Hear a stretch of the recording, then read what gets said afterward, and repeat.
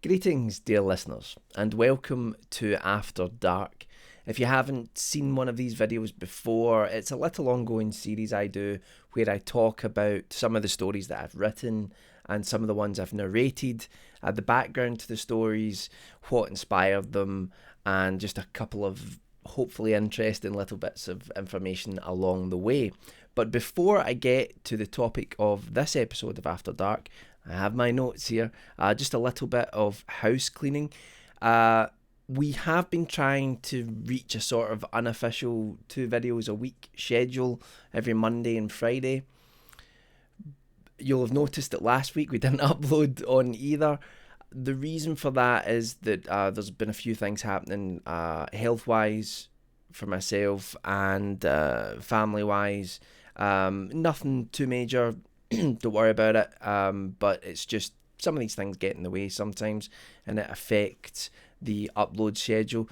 But hopefully we're getting back to the 2 videos a week schedule for the most part, so you can look forward to videos every sort of Monday and Friday. Sometimes both videos will be horror fiction narration, probably original stories. Sometimes it'll be classic stories. Sometimes it'll be a vlog like this on one of the days, or maybe a live stream, because we've got a few of those coming up as well. So a whole bunch of things to look forward to. Plus we've got some films on the way as well. But I'll talk a little bit about updates, proper updates for the channel at the end of the video.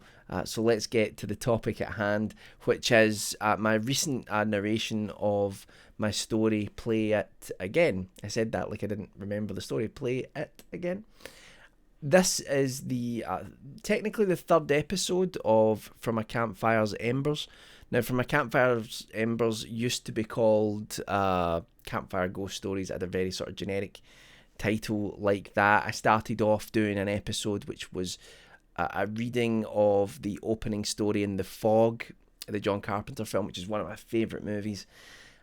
John Houseman did the original narration, and obviously I can't do that justice to his level, but I wanted to start the series with a bang and do that, and I thoroughly enjoyed it. I did a second episode which was to kind of test the format, which was called The Whispering Woods, and then I took a break, wrote a bunch of stories for the series, and now this is me back. So every probably week to 2 weeks you're going to be getting episodes of From a Campfire's Embers. And the idea behind that series is essentially that I love campfire tales, I love camping, I love going out into the wilderness, and I love sitting around a fire and telling each other ghost stories and trying to scare the crap out of each other under a blanket of stars.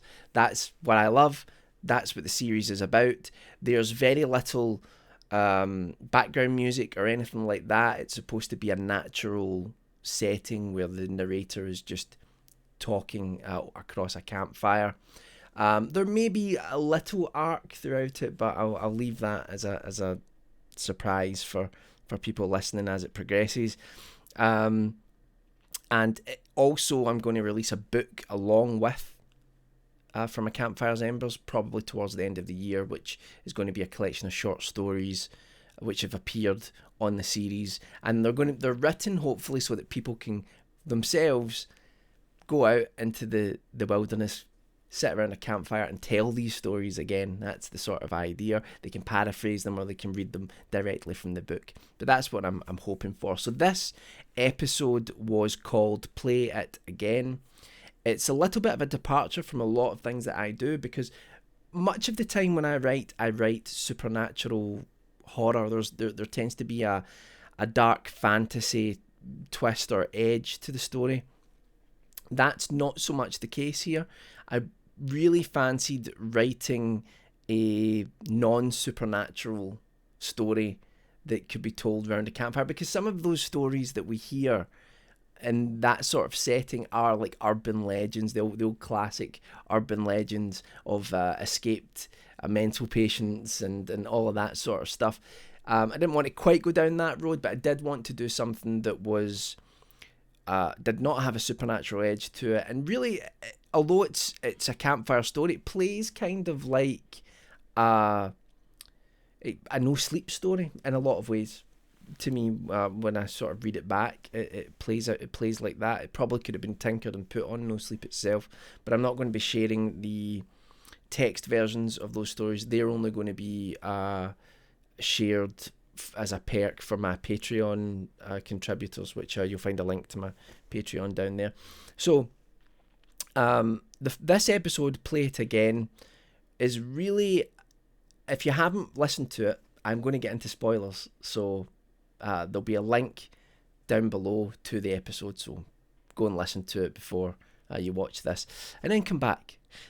So Play It Again is about a band who have been trying to make it for the best part of 20 years. It's not really happened for them. They feel they're getting to that age where people aren't going to really take them seriously anymore as an original act. And they get this one last stab at fame. And it's a record company which is newly created, offering to fund an album and also fund a small tour. But they have to go for an audition first, and it's in the woods of all places, and it's a personal audition for a man called Thomas, who we never really meet in the story. So my voice goes all squeaky. The reason that I wrote this one initially was to do the sort of non-supernatural element. But first of all, I mean, I've said this before in other episodes, and I've said it to you guys and gals many times. I love forests and hillsides and mountains, and I love the wilderness. And that's part of the joy of writing these stories, is that most of them take place in that sort of environment.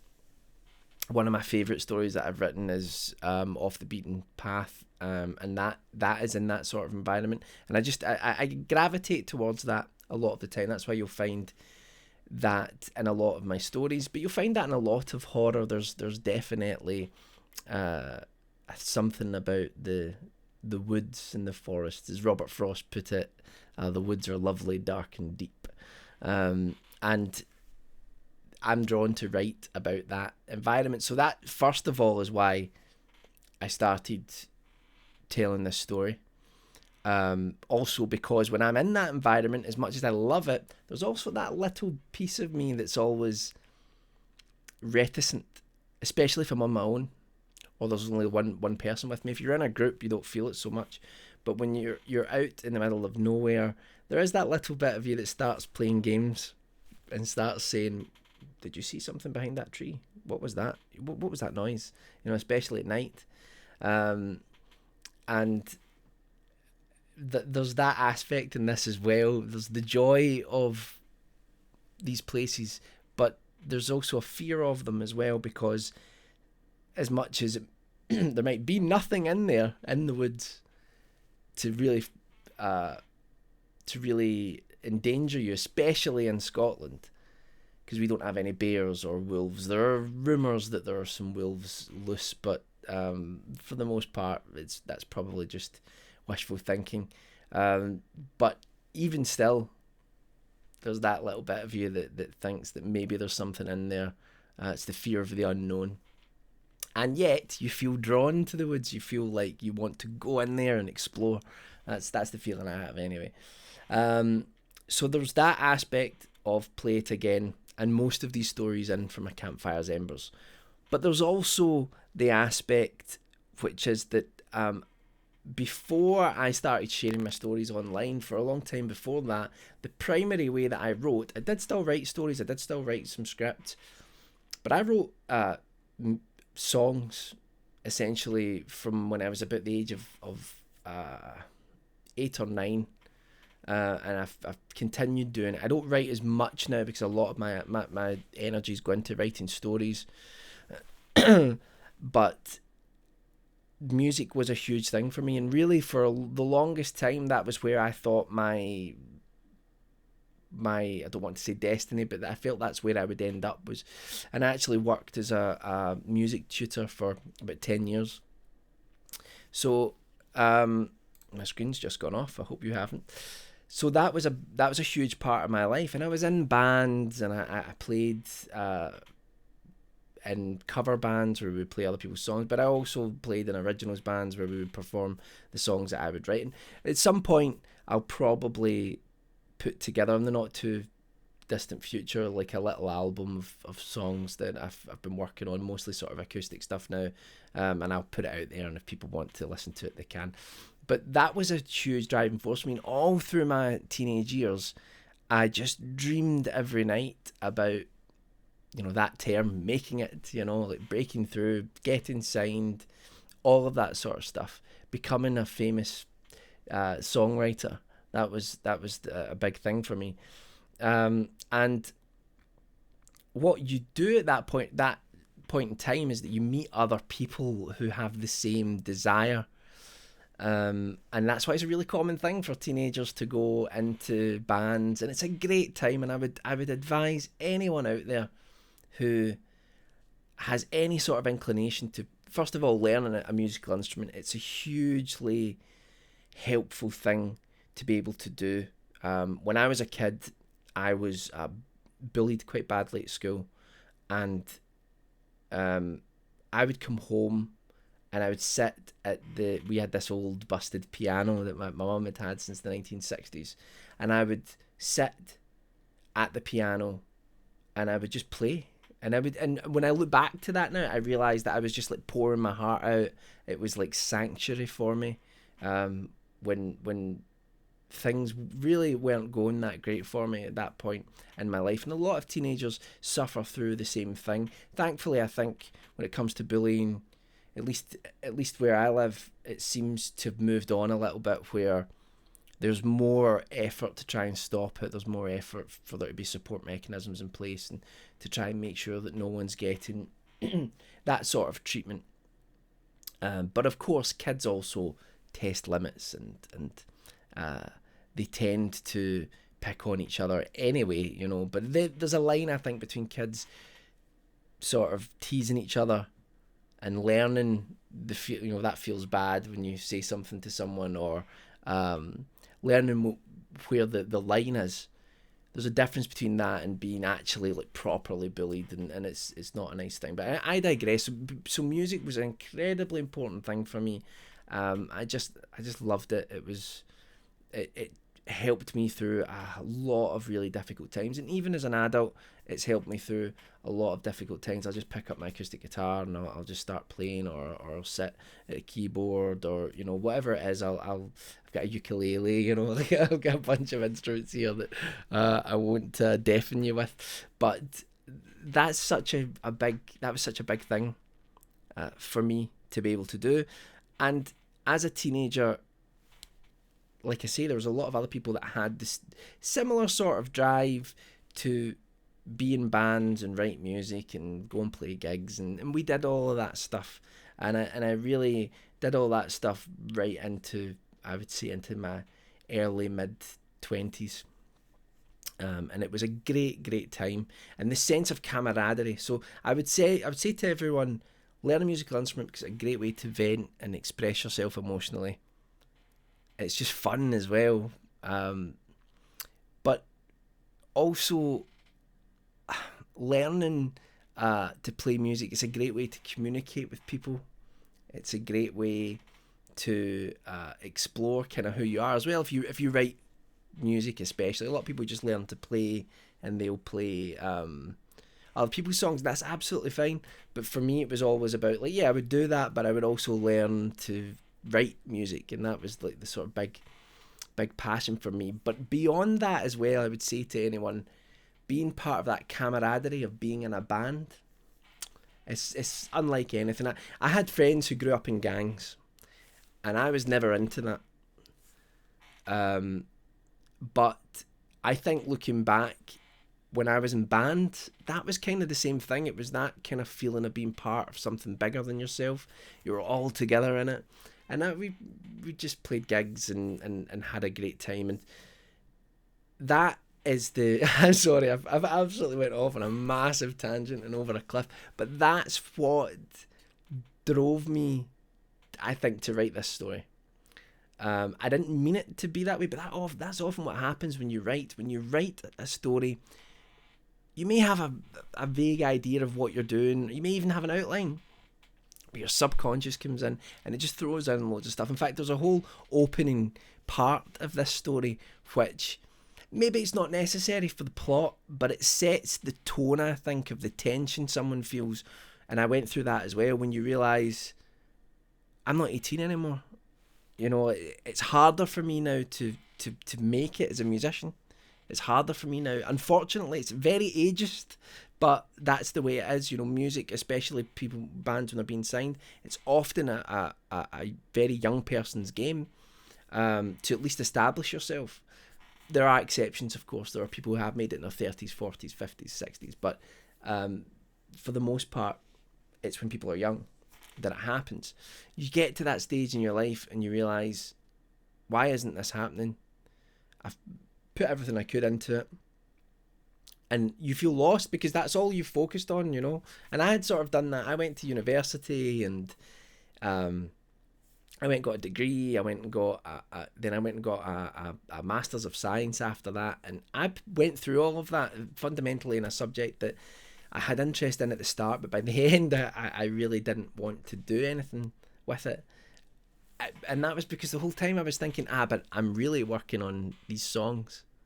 This is it. This is what I'm going to do. And it's funny how life works out. Towards the end of my Masters, I end up writing or putting out some old stories that I'd written, because I've also written stories since I was a little boy, a wee lad, as they say here, and or a bairn.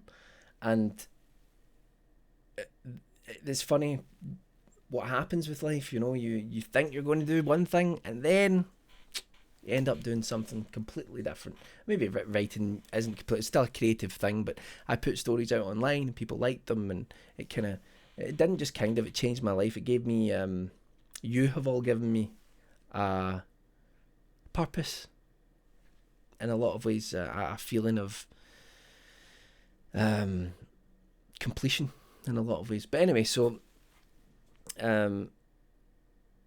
that's where this story, I think my subconscious came in and started putting in things about that feeling of not having made it yet. Because initially the story was just about a band going for this audition, but all that stuff came out and went in there. And if any of you write, or any of you think about writing, I would say the number one thing is trust your subconscious. Trust that you get into this almost hypnotic zone, and little pieces of yourself, some of them broken, some of them whole, will all come out onto the page. Your pains, your joys, all of that, and will lace themselves with metaphors and symbolism, and even sometimes just being upfront about what they are. They'll come and they'll enrich your stories so much more. So I'm sorry, this is turning into a really long video, but I'm enjoying talking to you. So that's where the idea of the band came from, because of my background. I think that's where, you know, I read it back and I was just like, wow, this is talking about me, which often sounds very self-involved, and I suppose writing is in some ways.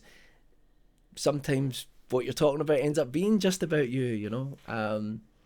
So I'm just looking at my notes here. So I wanted to do something that was non-supernatural, but I also have a love for a sting in the tale, like Roald Dahl's Tales of the Unexpected or that sort of thing. You would get them in the old Twilight Zone episodes as well, and a lot of short stories.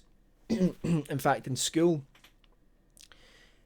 what they would teach you, I don't know if they do it now, but what they would teach you in the past was that your short story needed to have certain things. It had to have a killer opening line, which drew the reader in, and it had to have a twist or a reveal at the end.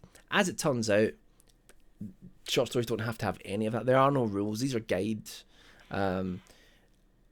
Sometimes you can have a great short story that doesn't have a great opening line. You can have a fantastic short story that is about nothing, that is just about experience, and doesn't have this twist in the tale or reveal, and you're left just searching and thinking about the story afterwards, the whole thing, rather than that reveal at the end.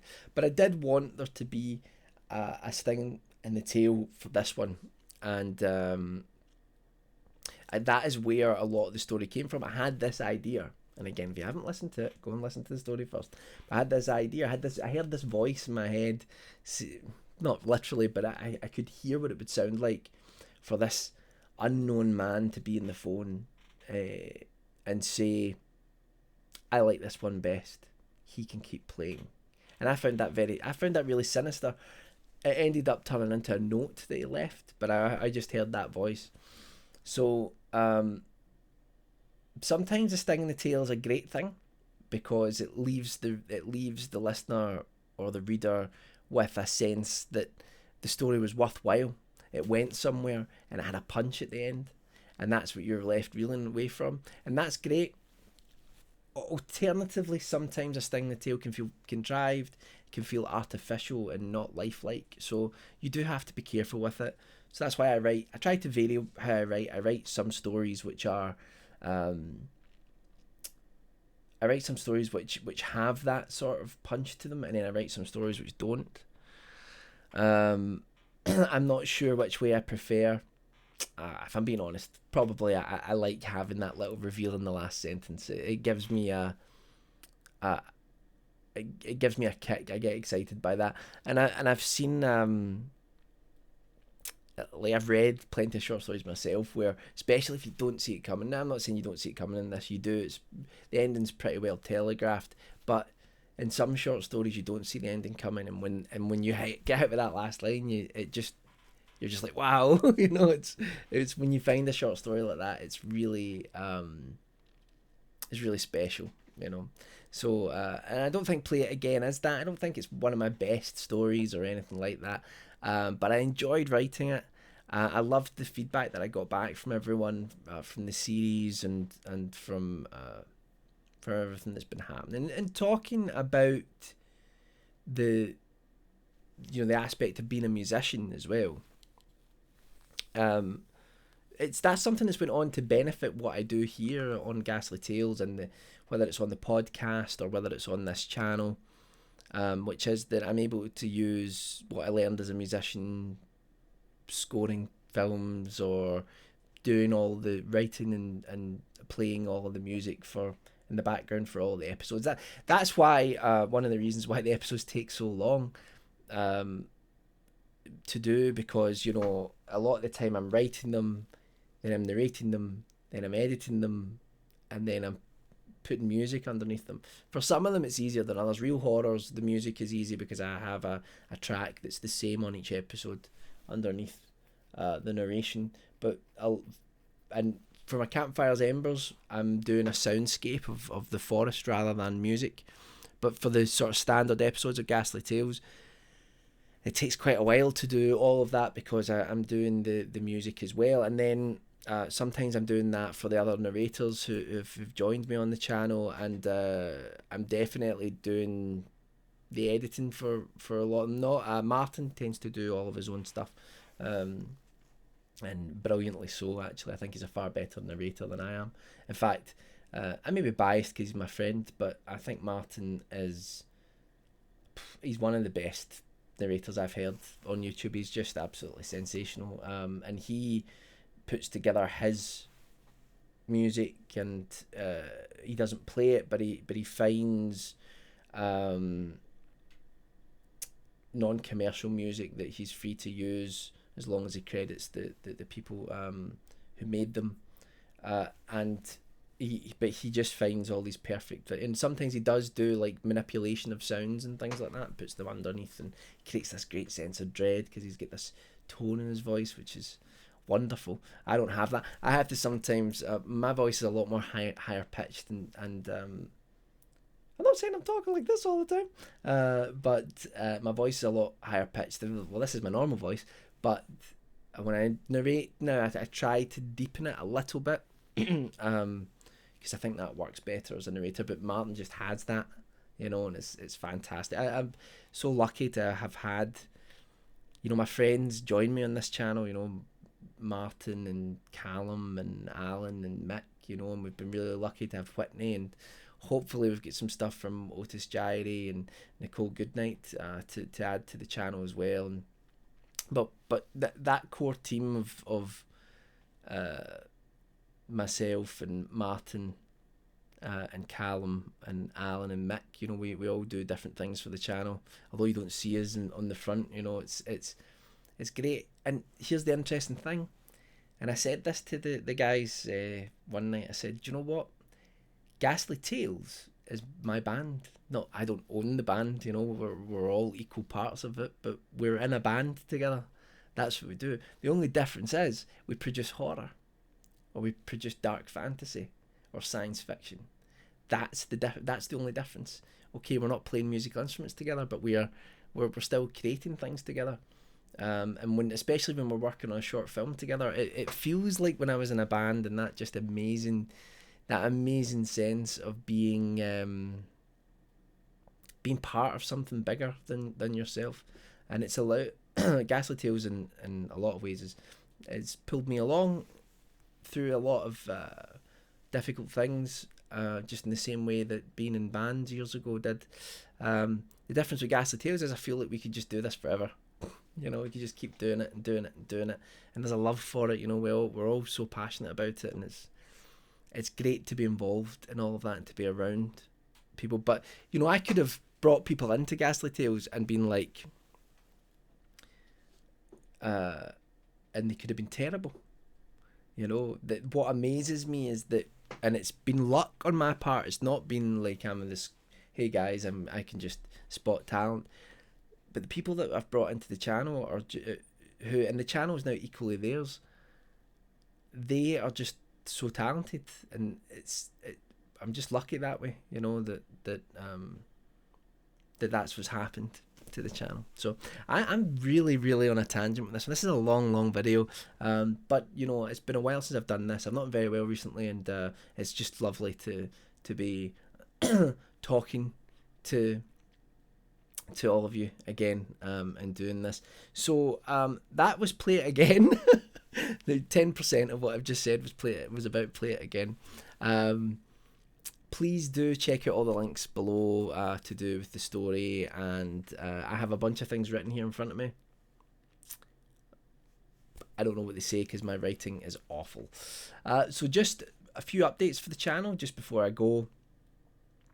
We have one short film in the can. It's been in the can for a while actually. We're just doing a couple of effects shots on it, and that's why it's taken a little while to get that done. That's a film that Martin and Callum have shot together, written and shot together. But while I've not been involved in it, it's great. You know, it's really great. It's got a great atmosphere to it, and it's kind of science fiction horror, which Martin and Callum have a real love for. I have a love for it as well, but I think that's certainly something that they gravitate towards. So we get that to look forward to. We also have another 2 films which I have written, and we are hopefully going to get them done in the next few months. One is a sort of found footage horror, and the other is like a classic ghost story tale. I'm really excited about both of them. So we'll make those, but we will get back to our unofficial target of a video every Monday and Friday. I've just narrated The Melancholy of Herbert Solomon, which is an old story, which I wrote a long time ago. But what's interesting is this is a version no one's ever heard before. It's got a different ending, and a few things have been changed in it, and I'm much happier with how the story is now, because a lot of those stories that I originally uploaded, the ones that maybe got me a readership or a listenership, they were really like second draft stories. Like I would write the story, then I would go back through it, and then I would just post it online. And so there wasn't I'm not saying there wasn't care put into them. There was thought put into them. Sometimes I would go away from a story and then come back to it with new ideas. But for the most, they were very much sort of ramshackle and hammered together and put out there, and warts and all. I think there's good things in them. I think there's not so good things in them, but it's great being able to go back and sort of tinker with them a little bit and change them. God, I sound like George Lucas in the Star Wars special editions. What a horrible thought. the original versions of the stories will always be available. I suppose that's the difference. And also, I'm not a world icon like George Lucas is. There's probably a little bit of difference there as well. Anyway, this is ridiculous. I don't know how long is this video. I really am not sure. Half an hour. Ridiculous. Okay, so I hope you're all doing really well. We've got a bunch of things coming up on the channel. We've also got some new double feature episodes coming as well, which is an old show that I used to do on another channel. We've done an episode before on Ghastly Tales a long time ago, and there's probably going to be one or two of those a month now, and it's a fun sort of movie discussion show where I give my friend Alan a horror movie to watch and he gives me an anime film to watch, and then we discuss the two films together, and try to persuade each other of our respective genres. So we've got that to look forward to as well. We've got Near Midnight, which I'm still thinking about changing the title, but for right now it's called Near Midnight, which is our radio series. So we're on episode 4 now, so that's going to come out soon.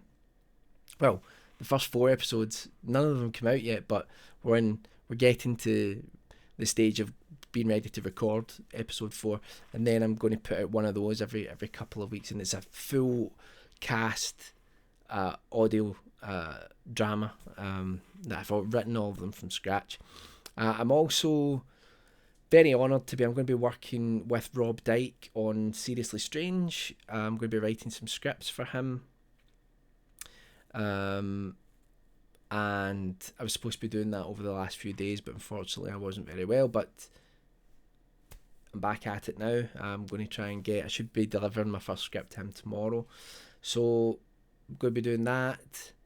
The volume 2 of Creepypasta Anthology is coming out. It's got one of my stories in it. It's got Tunnels, or it was known as Tunnels, or Tunnel 72F. That's in that. So that's going to be in bookstores, which is phenomenal. And I can't tell you what it is, but I've signed some contracts for stuff on my stories, and while nothing's happening yet, they're just option agreements, so it's like a contract for a contract. It just means I can't sell the rights to some stories for like 12 months, and they have the first option to do something with them. But if they do something with them, then it might mean that I can start doing this a little bit more full time, which would be amazing, because I just love doing it. I just think about it all the time. I think about writing stories and making films and doing narrations and talking to you guys, and it's a small YouTube channel, you know. We've just reached 7,000 subs and we're really, really happy with that. But I feel like we've got a way bigger percentage of cool, awesome people in our audience, and it's lovely. It's great reading your comments. I try to get to all of them as much as I can, and we've had some lovely reviews of the podcast as well. So there's going to be links to loads of stuff down below. I don't know what this is. Look like I'm playing a very bad game of basketball. So I hope you're all doing well. Friday, hopefully either the Melancholy of Herbert Solomon or there may be a narration from Martin, but there will be a video on Friday. Hopefully we'll be back to Monday, every Monday, Friday, that sort of thing by then. Okay, I'm going to go before you fall asleep. I wonder how many of you got to the end of this video. Well, however long you lasted, thanks very much. And I'll speak to you all soon.